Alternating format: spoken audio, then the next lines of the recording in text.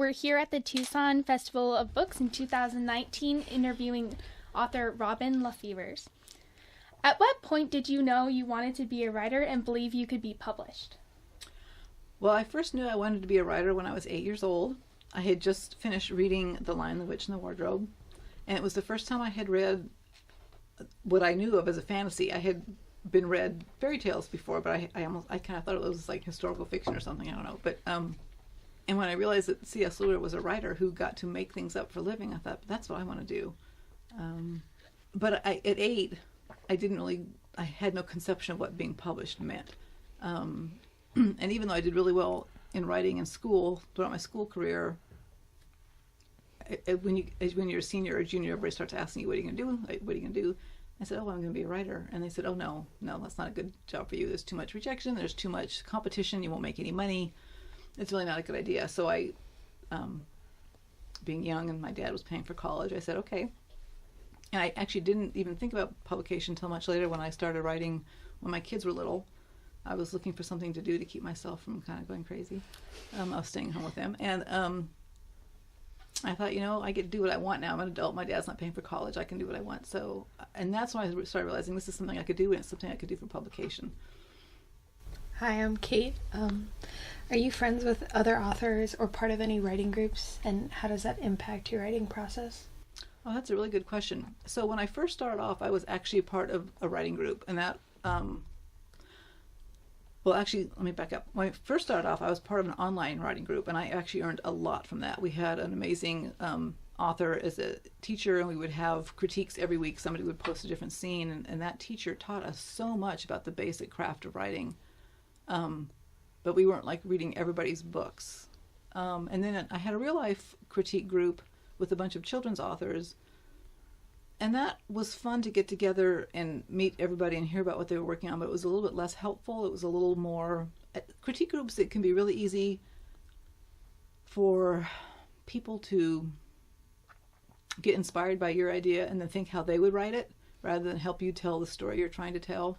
So that kind of happened, I think, a few times. And then we all just were writing such different things, we weren't particularly helpful in terms of knowing if something worked for our particular genre. So that kind of, we still get together occasionally just, for a check-in, but we don't really work as a critique group. I do know other authors. I am friends with some of them.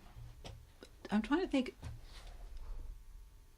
So it's always great to have other authors for friends, because in any industry you want to have other people who are in the same industry so you can talk shop or vent or celebrate things, and nobody gets like somebody else who does the same thing that you do. And also I think I'm trying to think, most of my author friends don't read. We don't share each other's manuscripts so much as give each other moral support along the way. I think that's kind of the nature. I think a lot of published authors are on too truncated a production schedule because of their deadlines. It's not time to go give it to a critique group or somebody else and have them read it. But boy, publishing is such as readers don't, I'm trying to think how to explain this. So much of being a published author is not visible to the public. The readers would never know all the stuff that goes on behind the scenes and the ups and downs and the highs and lows. And it can be really, really sanity saving to have other people who've gone through those same things to be able to share it with. So in that way, they're pretty invaluable. Okay, I'm Amelie. How is being on a book tour and meeting your readers face-to-face felt? Do you think that it has or will affect your writing? Oh, what a great question. Being on a book tour is amazing. It's the most incredible thing, because you sit in your little desk chair for 2 years, 3 years working on this book all by yourself and hoping that it's going to connect with readers. So to go on tour and have people come to see you who are carrying a stack of 5 of your books because they've waited for you to come to their city to meet you is the most incredible thing. I pinch myself every time it happens. It's like winning the lottery. It's as wonderful as you think it would be. It's also exhausting because they have you going to a different city every day, and so you just have to kind of hope that your body will keep up with what your heart wants to do.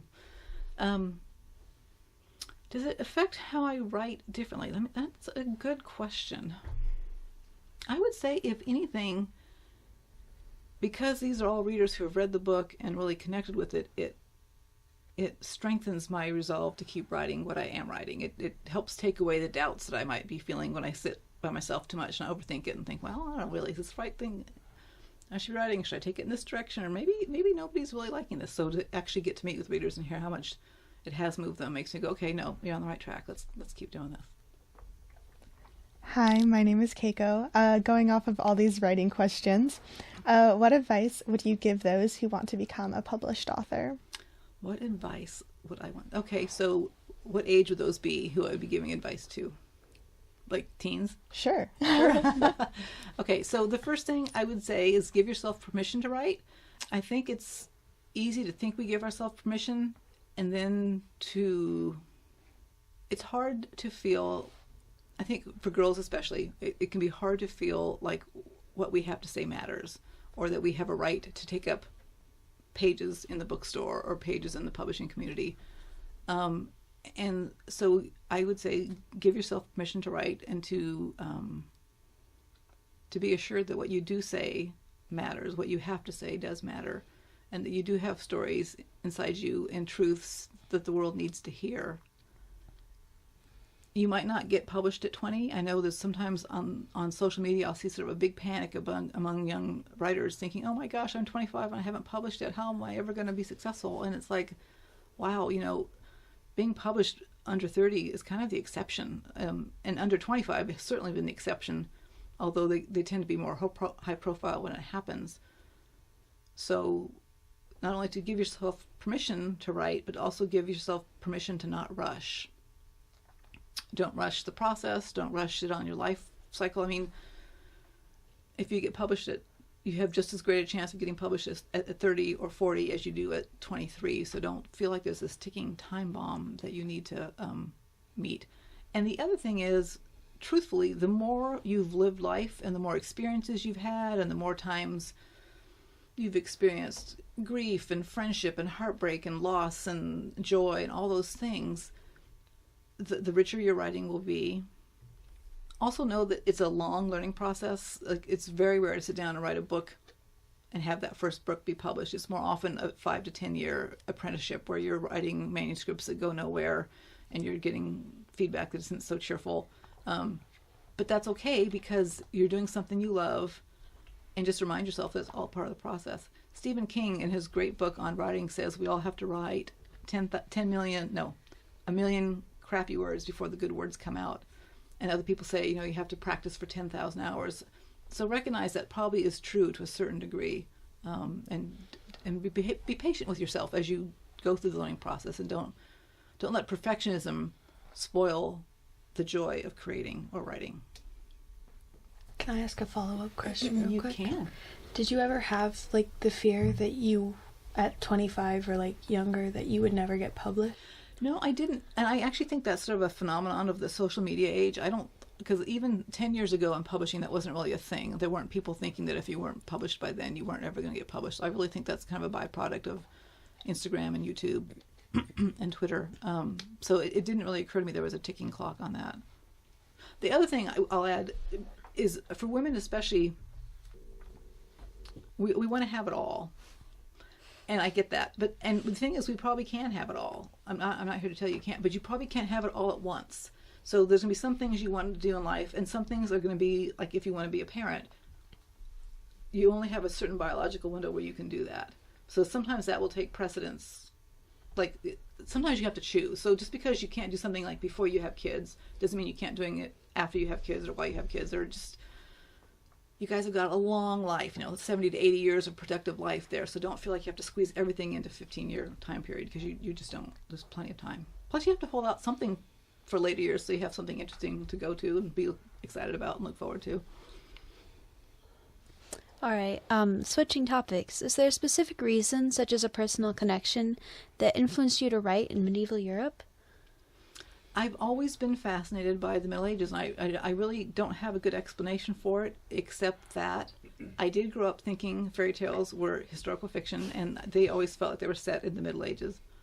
And then my father was very into the Arthurian legends, so he talked a lot about that. So I think those two things must have just kind of, Oh, and then I guess also The Lion, the Witch, and the Wardrobe, when they go to Narnia, that has kind of a medieval feel. So I think it was just an aesthetic that was planted pretty early that I never quite got over. What kind of research did you do to make the settings realistic for the writing? Did you travel to any of the locations in your books? Sadly, I did not get to go to France or Brittany, which I know it's so wrong. But thank goodness I write in the age of Google. I could not have written these books 20 years ago without having traveled someplace, so that was really helpful. I mean, I could pull up maps of medieval cities that I was writing about, and I could see how they were laid out. I could pull up a floor map of the palace in Nantes that I was using, and it was so great to have all the information at my fingertips. And then books, of course, just researching the books and the costumes and there's recreations of the different rooms in the different palaces in Brittany and France. So I was able to look at those and kind of go from there. So it was a lot of Googling, a lot of research books, and a lot of research actually doesn't make its way into the book. It just kind of colors what you know about the characters. A lot of the research I do goes into understanding how a medieval person thinks and how that's different than how we think today. What were their fears? What were they worried about? So one of the reasons I was so fascinated by medieval people was that they felt that their religion and the other world was so much closer to theirs than we do, and so much more involved in their lives than we do. They had a whole pantheon of saints they prayed to. And in fact, they didn't keep time in terms of Monday, Tuesday, and Wednesday. It was the Feast of St. Peter was Thursday, and the Feast of St. Martha was Wednesday, and the day of St. Thomas's martyrdom was what they called Sunday. I mean, that's how they kept their calendar, was by feasts and saint days. So they were really, really intimately tied to the church, and they were very, very obsessed with ensuring their place in the next world. So just kind of learning enough about a time period to be able to sort of put yourself in the mindset of someone who lived there is a big part of the research. But you don't ever really share any of that in the book except in the characters' internal thoughts. Do you know how long it took you to kind of complete your research in a way that felt that you could completely color the book and your characters well enough? That's a great question. And because I'd had kind of a lifelong interest in the time period, I had some base knowledge already and some books on the subject, so I had sort of a middle level general information base point I started from. And then the next thing I do is I research enough that I can understand the worldview of the character. And then after that, the truth is you can get lost in research for 3 years and never write a word.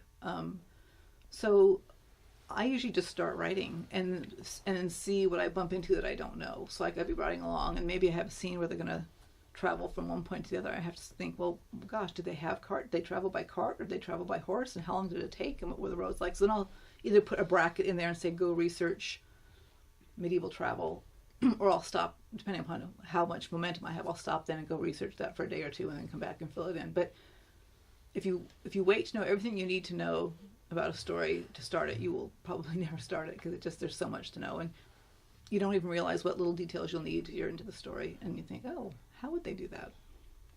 I know that authors don't always have a say in their book covers, but we found this cover intriguing, and we were wondering if you provided any input in its design and where the inspiration came from. And if not, how did you first react when you saw the final cover design? Well, you're right.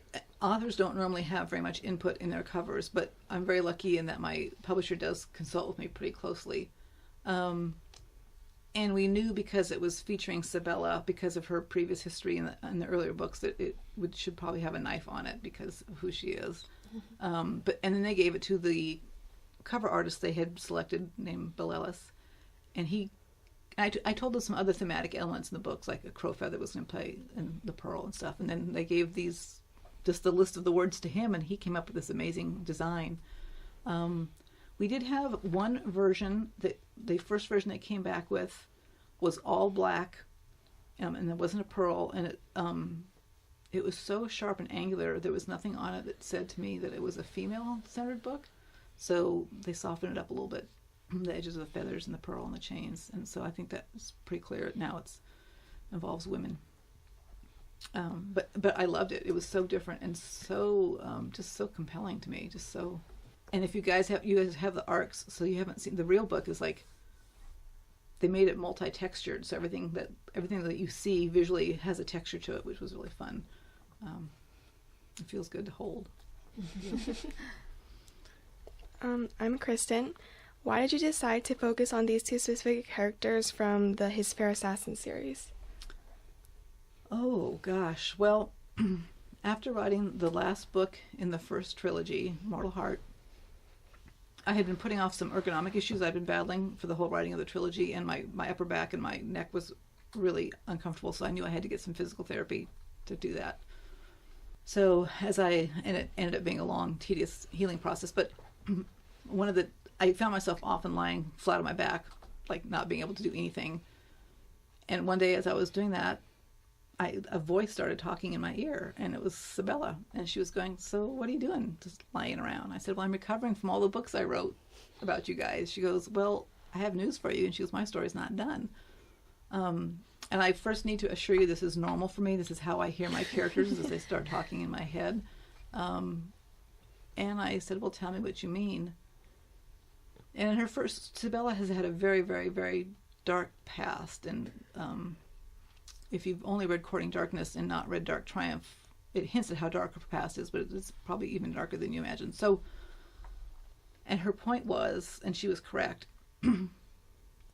was while the story had taken her to a point of transformation where she saw herself differently in the world, which was great, acquiring that knowledge and then incorporating that into your life is a far different thing. And usually there's a great momentum of whatever dramatic action or circumstances going around that gives you that epiphany.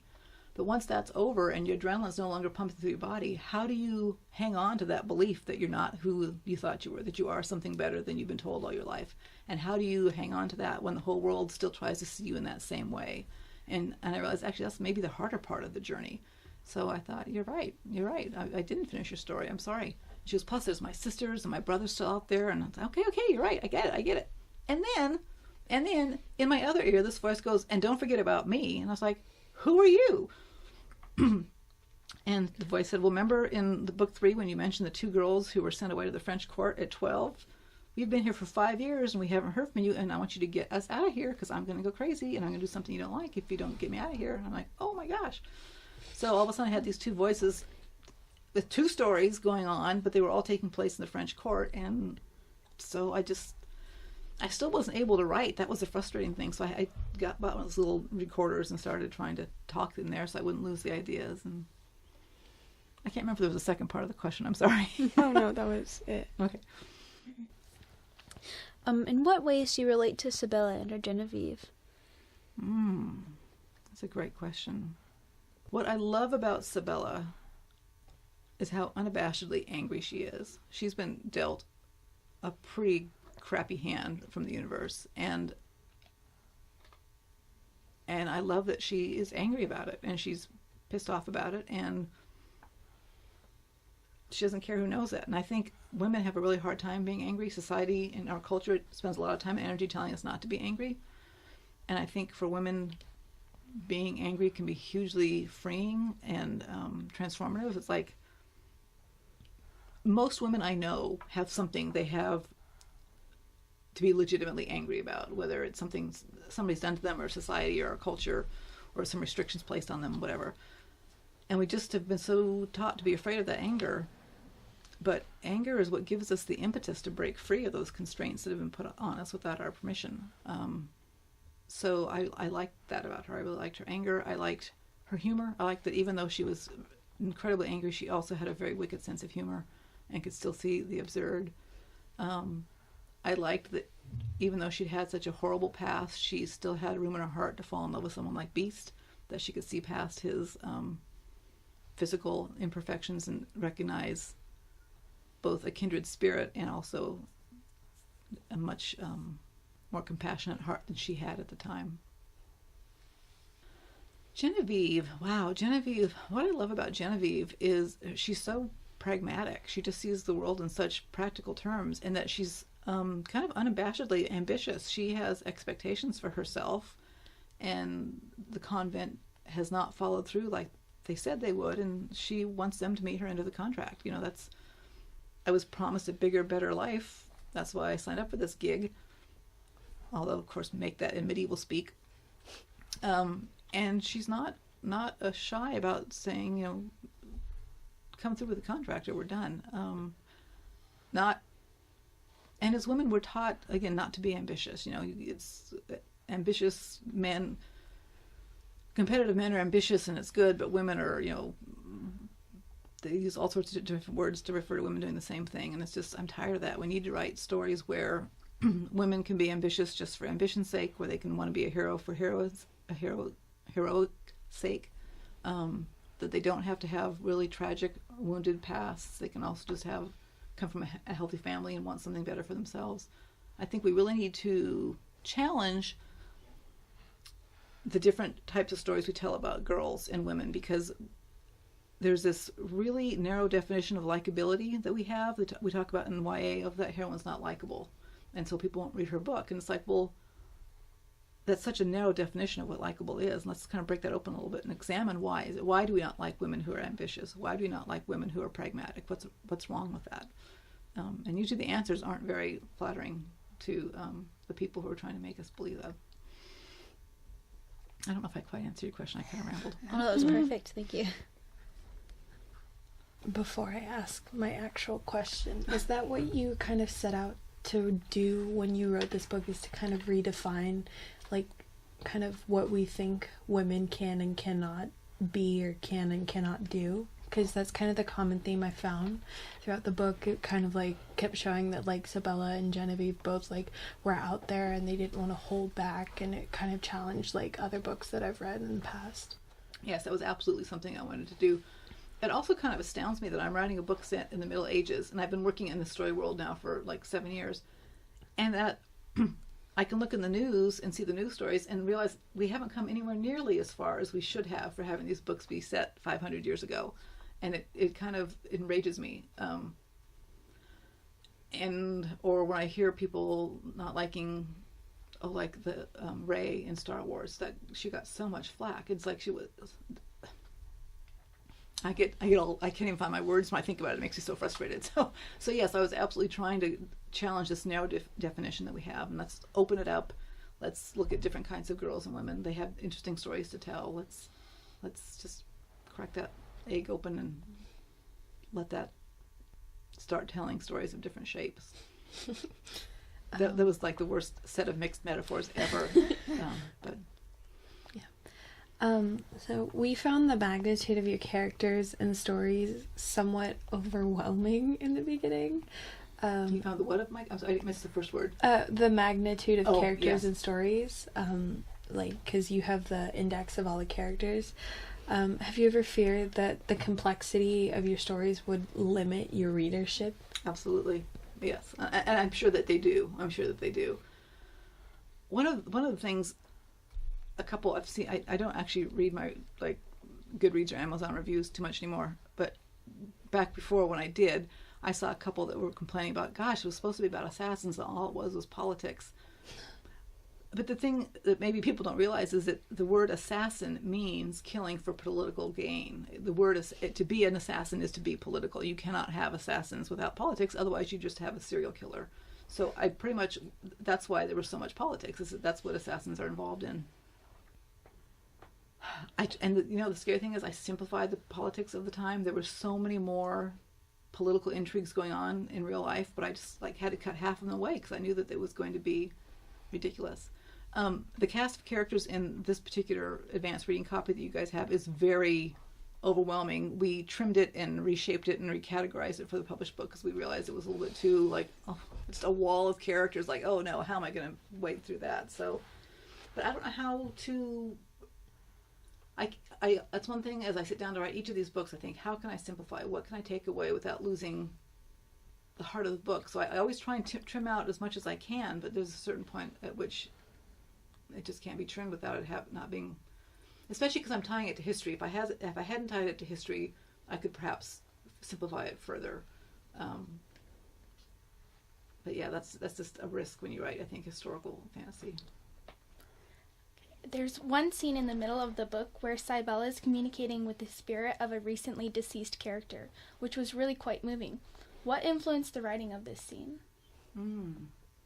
Well, one of the things that influenced it was his history. That particular character died in history, and he was so much beloved in the books, and it was like so hard. But that was one of the things that was mentioned like in all the history books about him dying. So I couldn't like cheat on that one. Plus, I wanted Sabella to have a chance to use her gifts in a way that weren't like her taking some dark or vile action, and I wanted her to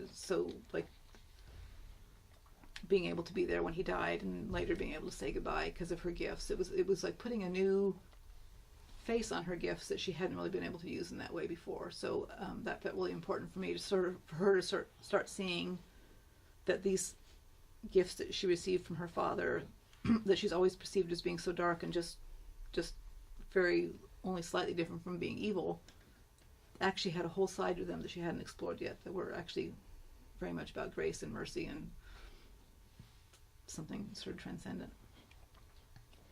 So we did a little research and found out that you attended Catholic school. And we were wondering whether or not that impacted the writing of the gods and spiritual aspects in the book. Interesting. It did in that I was always, so I did go to Catholic school, and there was a cloister right on my school grounds where the nuns all lived. And I was convinced that they weren't just sleeping and reading and eating behind those tall walls. I was sure there was something way more nefarious going on. So I just never bought these innocent nuns just praying and sleeping and eating. That just seemed ridiculous to me. But then I had a very vivid imagination even then, obviously. But one thing, having grown up Catholic and having the church have such sort of strict parameters about what it feels are acceptable and not acceptable, I was so astounded when I learned that the Catholic Church very consciously co-opted a number of earlier pagan gods and goddesses and rituals and even like sites, holy sites, into its religion, especially when it was trying to convert the earlier pagan populations to its worship. And they would say, oh, you guys have a goddess named Bridget? Well, hey, we've got one too. Well, we just call her Saint. So come on over to our church. It's all the same. We worship the same people. Come on over and we can worship together. Or, oh yeah, the birth of Jesus. Okay, oh, Saturnalia, that Roman festival, yeah, that's the same time he got born. Celebrate that too. And Easter the same way. Easter has, that they timed all of these Christian rituals and big celebrations to coincide with the earlier pagan ones, and I think that's so fascinating. They so knowingly and politically did that, and then to switch to like the Inquisition, or even today where there's a war on Christmas, and it's like, but no, you guys picked that date out of the air for Christmas. That's not really anything there. So I'm sort of the hypocrisy of it, and also just the fact that they realized they needed to do that to kind of seduce the population into coming on their side sort of fascinated me. So going to school with nuns and then having lived in the Catholic faith and seeing that kind of disparity or discrepancy kind of fascinated me and definitely influenced that. In your Dear Reader letter, you wrote that dark, wild, broken, desperate Sabella cracked me wide open and exposed old wounds that I was foolish enough to think were just thickened scar tissue that had no feeling left. What about Sabella brought up your old wounds, and how did writing this story affect that part of your past? Wow. They gave you the loaded question, huh? Yeah. So, I was a victim of sexual molestation when I was very young. And I knew it. I mean, it wasn't a secret. I've known it all my life. And I just it was just there, something that happened to me in the background. And when I was writing Sabella, I actually started out writing my first book, Grave Mercy, which had a heroine named Ismay. But when she got to the convent of St. Martin, I knew there would be other girls there. And as I was writing the scene, Sabella literally just popped onto the page. And she was just so wild and crazy. I thought, oh, wow, she's fascinating. And I realized that the second book would be about her. I didn't know anything about her. I just knew that she was like angry and broken and close to being feral. And so then it was time to write her book, and I realized I had to write a past that explained how she got that way. And the more I got to understand how she would be that way from the sexual abuse she'd suffered from, I realized that in order to write her authentically, I had to kind of mine my own experience.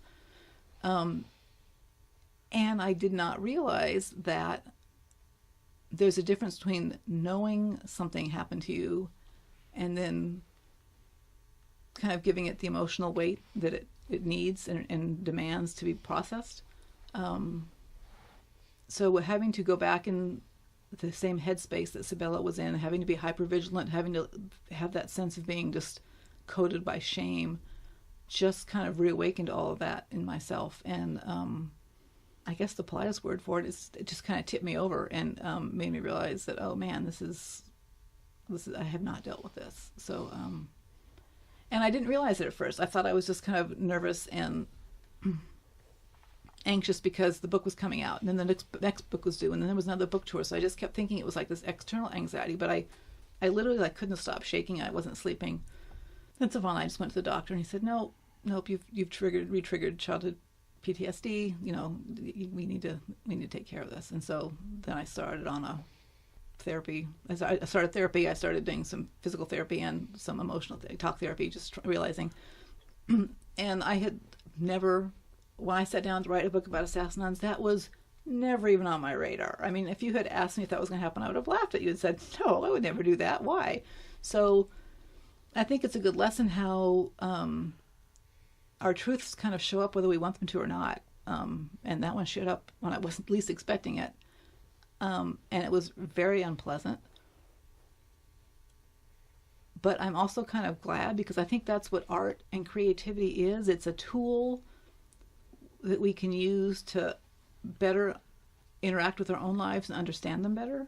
And I think if I wasn't a writer, I would probably never have dealt with that part of myself again. And I think having done that now and having gone through the therapy and having sort of come to terms with that, I'm much stronger. I mean, I can speak in public now without shaking. My anxiety, I mean, so many things that were tied back to these old fears that I didn't even know I was carrying around anymore. And it's something I'm a little bit uncomfortable talking about because it feels a little bit, not exploitive, but just kind of sensationalist. But I also feel like it's important to know, both for people who happen to have been victims of similar things, or for other writers who are writing stories that end up cutting a little closer to their own experiences than they thought they would. I just think it's important to get out there. So I wouldn't publish it in the New York Times, but I'm happy to share with you guys. Thank you for that. Thank you for sharing that with us. So lastly, is there anything you can tell us to expect in the next book? More drama. And as you can imagine, stuff is about to hit the fan with how that ended. Yeah, so Sabella's going to meet Jen, and Jen's going to meet Sabella, and they both have one expectation, and it's going to be completely upended by what actually happened in the end of the book. So, and what else? That's not a very satisfying ending. So, not a very satisfying answer. What can we expect in the next book? We can expect, well, I think I'm really enjoying writing Sabella and Jen and getting to know each other, because I've been waiting for them to meet and wondering how they would react. And especially Jen, I feel like she's wanted a close sister and friend, and she's never quite got that. Like the thing with her and Margo kind of broke my heart, because I think we've all had a friend like that who just treated us like dirt, and it's so heartbreaking. And she just wanted that so bad. So I think after their initial bumpiness, I think she and Sabella will find that, because Sabella, old Sabella, probably wouldn't have been able to do that for her, but Sabella's been through so much, and her heart has grown so much. I think that she's going to recognize and be able to forgive Jen probably before Jen will be able to forgive herself, and will help her see that. And that's maybe giving too much away. I don't know. Why did you decide to kind of go where you did with Margo and Genevieve? Because I was brushing up on the book today, and kind of reading this scene where Margo, just kind of like made me wonder, like, what if like that hadn't happened? Like, why did you decide to take it in that direction and maybe not have them like reconnect? Or oh, that's a good question. Well, one reason is because historically that was just kind of accurate. The maternal death rates in pregnancy were just skyrocketing. That's a stupid word to use in conjunction with medieval time period, but they were just ridiculous. I mean, it was like if women often did not survive childbirth.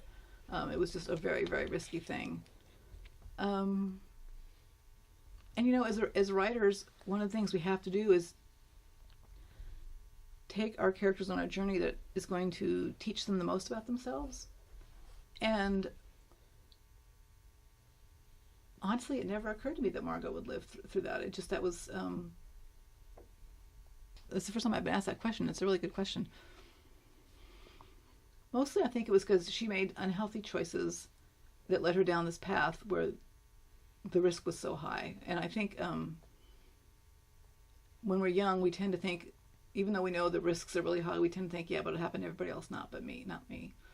And I think it also emphasized for Genevieve why she didn't want that life, why that was such not a future that she wanted, was because there was no more certainty there than there was in anything else. That was just as dangerous as anything that she was doing. But also, I think, in a greater thematic way, when people die that we are at odds with, it's much, much more painful than when people die that we are on good terms with. Because you realize that's a bridge that will never get put back together. That's all those reconciliations that will never happen, all those apologies that will never get said, all those makeups that will never happen. It's in your mind, you can always think that you can get there and make that happen, but once they pass away, it can't. And there's such a permanence to that. And in a book that writes about the god of death and the patron saint of death and assassins, it seems like cheating not to have there be actual deaths on the page. Why did you decide to push off to the second book of Sabella and Genevieve meeting? Why not have them meet in the first one? Because I ran out of room. No, that's not true. Because this was a question we talked about a lot. Because for the first draft, okay, that book is long. That book is 150,000 words. The first draft came in at 200,000 words, and so then we started thinking, well, maybe it should be a trilogy. But if you look in the book, there's no other place to have ended it. There's no place, like I couldn't have ended it earlier because nothing would have been resolved. The reason we ended it where we did was because Sabella, the book ends for Sabella with her thinking she's achieved her goal. Mm. She's gotten the girls away to safety, and she's taking care of these henchmen. I'm trying not to give away spoilers here. You guys have all read it, but whoever listens to the tape is not going to have, so maybe we should scrub that for spoilers. But so her story is concluded, and in some ways Genevieve's is, because she had this goal and she achieved it. It had a completely different outcome than she was anticipating and opened up a whole new set of questions. But it did end her first half of her journey, her initial quest. And if I waited until they had met, there's no way they could have met earlier. And if I kept writing, then we just get into a longer book. And then once they met, there was no place to like close off the book either. So, plots have shapes, and so the shape of the book went like this, and then boom and boom, and then it was time to cut it off. Because if I'd kept going, it just would have been like cutting it off down here somewhere as opposed to a high note. Mm-hmm. Plus, I mean, admit it, now you all want to come back and see what happens when they meet. That wasn't the reason. I've never set off to intentionally write a cliffhanger. It happened. And I actually think, I was talking to my editor about this, I actually think with duologies, that's actually a little more common, because a duology is just actually really one big book told in two parts. And so I think that's kind of inevitable. But yeah, sorry. Thank you.